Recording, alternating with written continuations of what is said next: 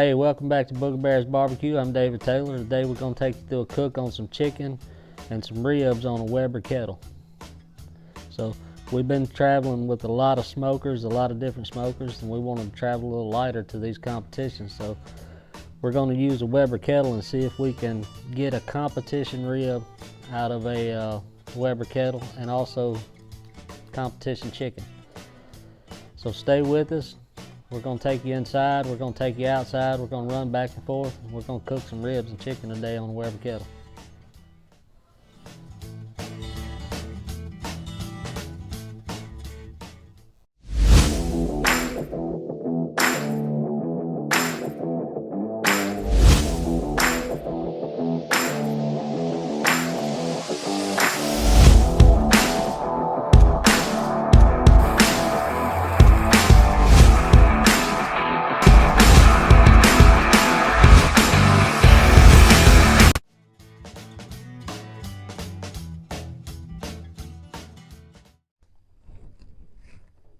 And all I'm doing with this is putting a little bit of yellow mustard on it for a binder.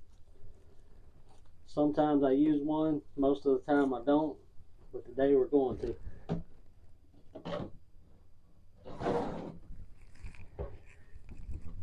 Put a little bit of that Byron's butt rub on it. It's good on ribs too.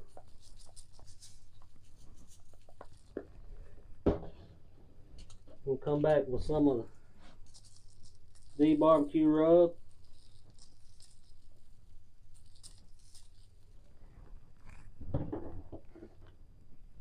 Right back over the top of that with some of Killer Hog's hot rub. Now, I don't get too fancy today. That's all we're going to do to them.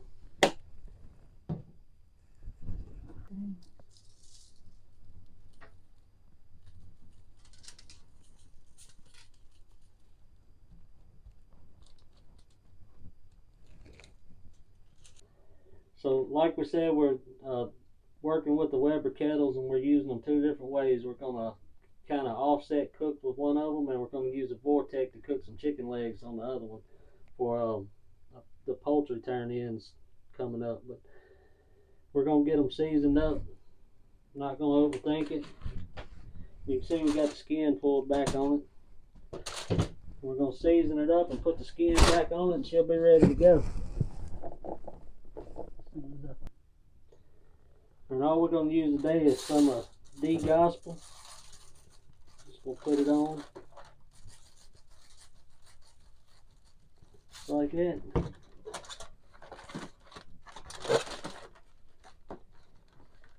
Pull that skin right back on it. Pop the outside of it.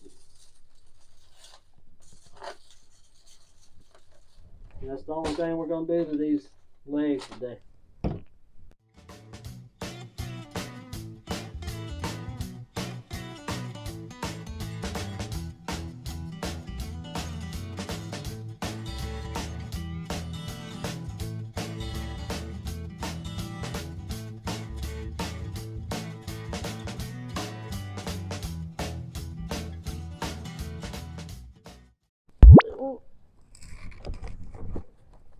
Two dumbasses trying to open a bag of charcoal and can't get it done. Get back! You won't see the only one. Give me that. You don't need the light. Damn light anymore. Go get me a knife. You get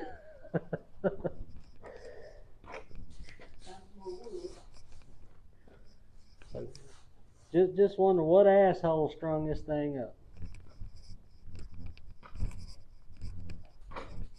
But one knife. Oh my god. Damn. My mom's in my house. I gotta see.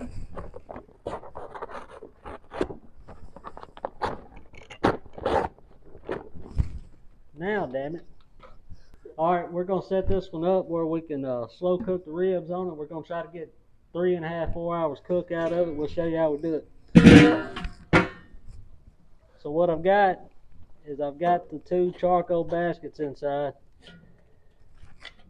And we're going to use Blues Hog lump charcoal logs today, and we're going to set them up in each basket, and then we'll put our ribs right in the middle so it's not directly in the fire.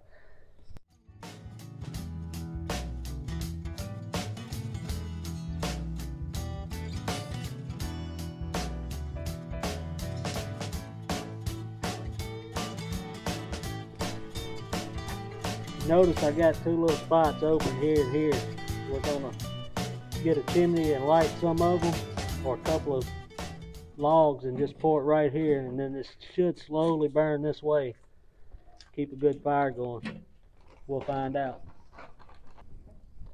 So a little bit different method on these. We got some Kingsford charcoal, and we got our vortex filled up. We're gonna be cooking at high heat on this. Now all we're going to do to get it started is we got about a chimney full of charcoal in there and a wax cube.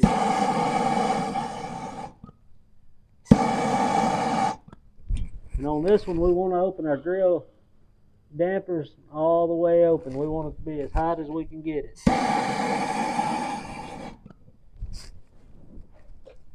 When this gets good and hot and ashed over, we'll be ready to throw some chicken on it.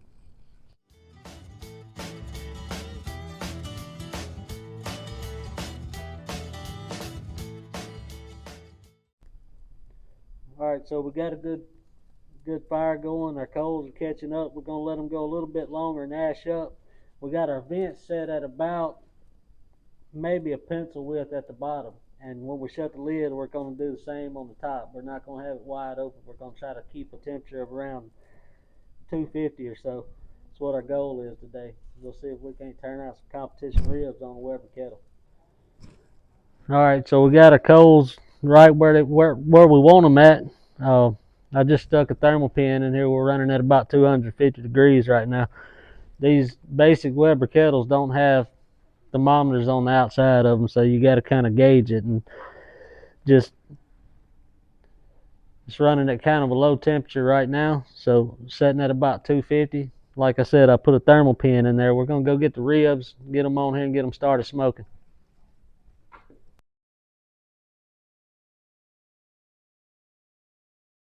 Alright, so check our ribs, see what they're looking like. Oh yeah, look good. You can see they're starting to dry a little bit, so I'm going to spritz them. All I got in here is just a little apple juice. Don't do one up.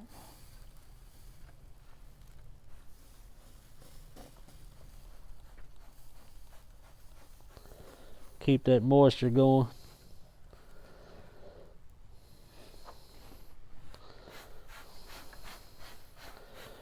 Coming along good.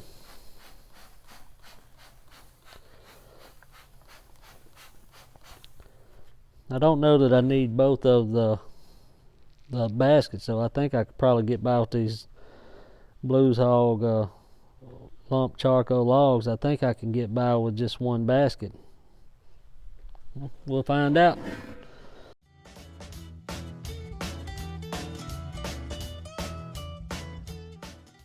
Alright, our chicken's been on for about 30 minutes with that vortex cooking at a high heat. If you notice, the damper's facing the opposite way from when we first started. That's because about 15 minutes into it, I rotated it. Let's see what it's looking like. Oh yeah, getting some good crispy skin on it. Doing a good job. I'm just gonna kind of give it a little spritz. Keep them from drying out too much. We're gonna come back in about 10 minutes and flip them and let them keep doing their thing.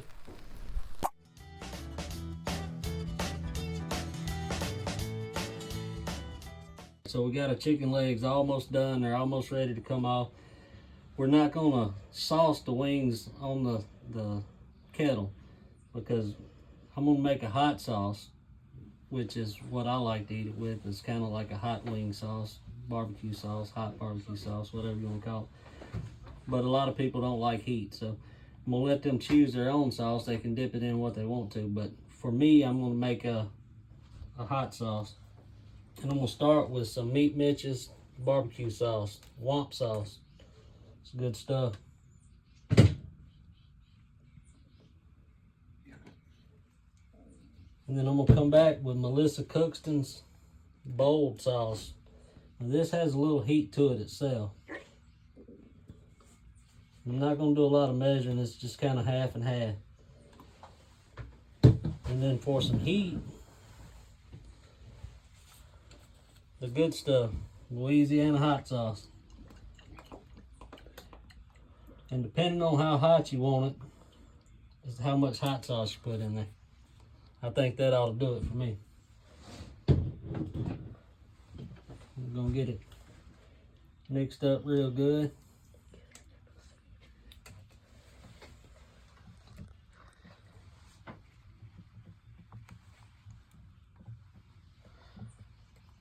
And that's what I'm going to put on my chicken leg.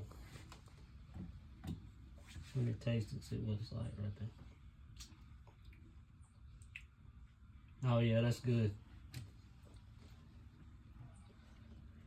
And that's the sauce I'm going to use to eat my chicken with. They can put what they want to on theirs. Alright, we got our chicken ready to come off. Still got plenty of juice in it. Look at that. That's the beauty of cooking them hot and fast like that. Look.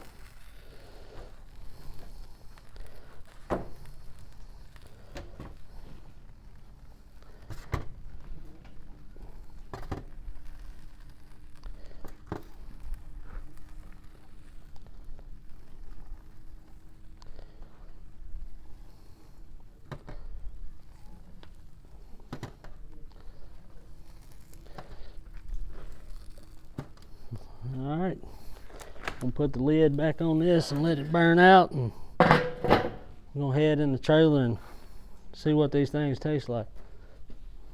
Alright, we got our chicken back in here. Like I said, we're not gonna sauce all of them, but I do want to try one out with the sauce and see what it tastes like.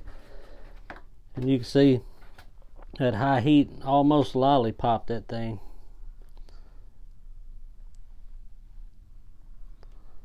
I'm just going to brush a little bit of that sauce on it and see what we got.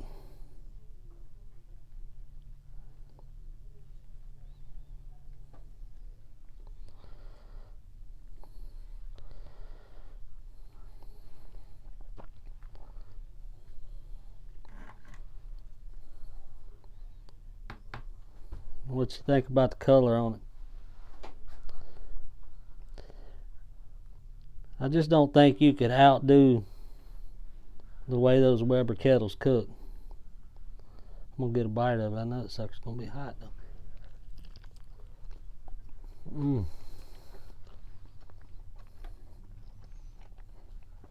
Bit right through the skin with no problem.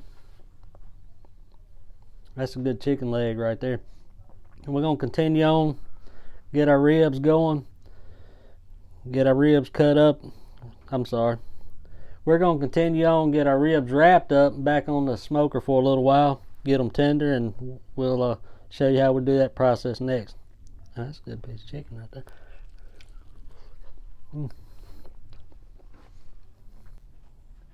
Alright, so our ribs has been on this kettle for about 2 hours. We're going to check them and see what they look like. They're looking pretty good. I think it's getting pretty close to time for us to wrap them.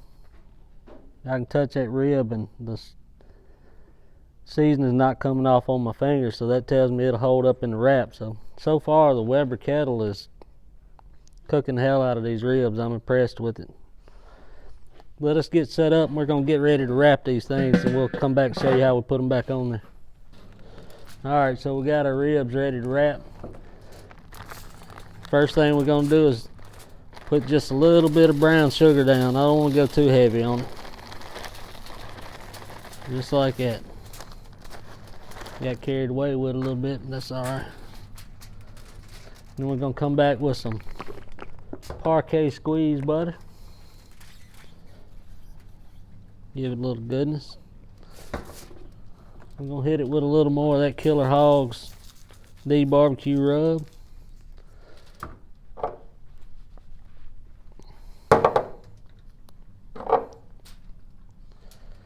If I can get the jar open, we're going to put some sauce in there too.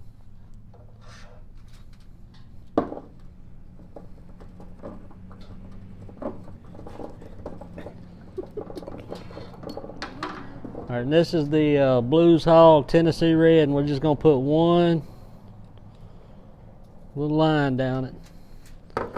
Some moisture in there with it.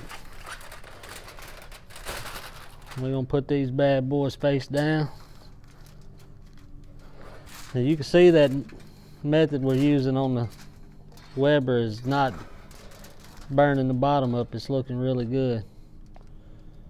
I'm impressed with the cook so far. And we're gonna double layer these.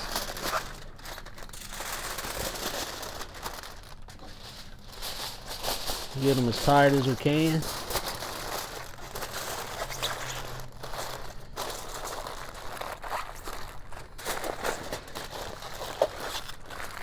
Now this slab's ready to go back on there.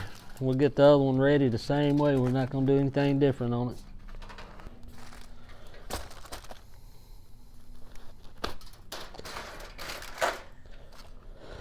Alright, so we got them ready to go back on there. We're going to put them back in the same position they was in, but face down this time. And we're going to let them cook until they get tender. We want to reach a temperature of about, I don't know, 200, 201, somewhere in that area, and then see what they feel like with the thermal pin and see if they're ready. We're going to get them right back on the smoker. Alright, so we already took one of these off. They were hitting the temp that we want. We're hitting right about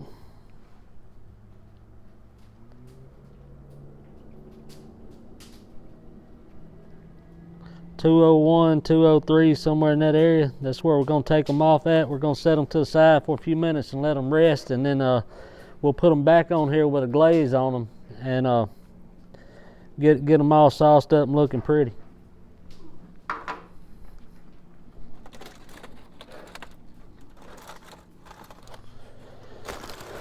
Alright, so our ribs has been resting for a few minutes. We want to get a glaze on them. So I drained all that juice out of them. And what I'm going to do is make us a little, kind of like a little boat, so we can set it back on the smoker. We can let our sauce tack up a little bit. And one of my go-to sauces is Blues Hog Original, and that's what we're going to use today. Try to get over here where we don't make a big mess. And I'm just going to glaze the back of it kind of lightly.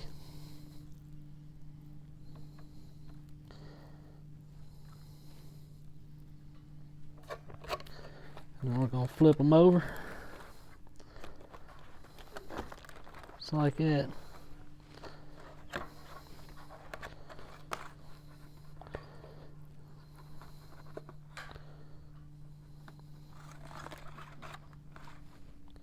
Make sure everybody gets some.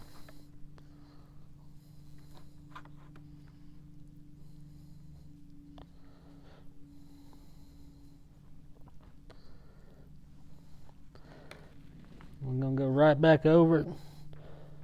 Just a dusting of that Killer Hogs The barbecue rub. Just like that. We're going to get the other one done the same way. Set them back on the smoker for about 10 minutes so they'll so that sauce will tack up on there. We'll be ready to eat these bad boys. Alright, we got them back on the smoker after we put the sauce on them and a little bit more of that rub. We're going to let the rub set and the sauce set probably for about 10 minutes, and then we'll be ready to cut them up and see what they're like.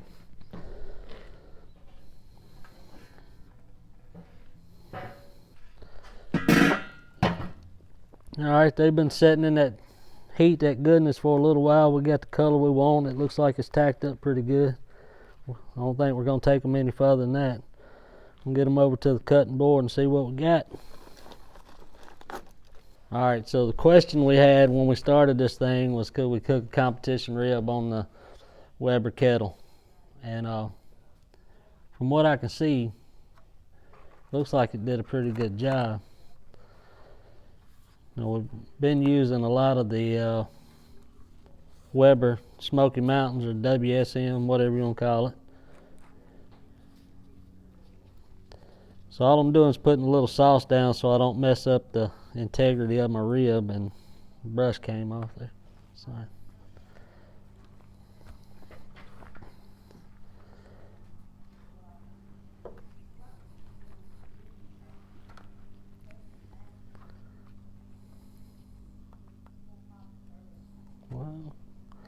Sometimes them bones run a little crooked, you gotta find them. Let's see what we got.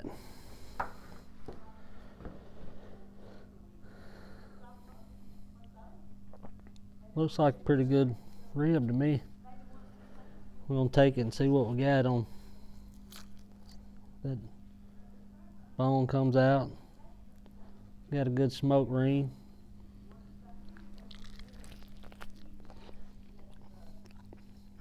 Good bite. A little messy. That's a good eating rib.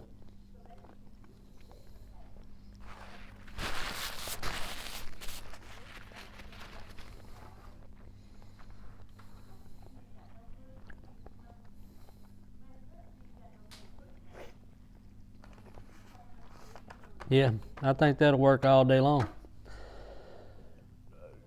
So we're gonna get the rest of these cut up. We're gonna get ready to eat here in a little while. We're gonna tear down on these things. The Weber Kettle cooked an amazing rib. I'm proud of it. So we're gonna try to do the rest of these competitions this year using a couple Weber Kettles and a Weber Smoky Mountain. And we'll take you along with it and show you how we do it. If you like what you're seeing, hit the like button, subscribe to the channel. Thank you. We'll see you next time.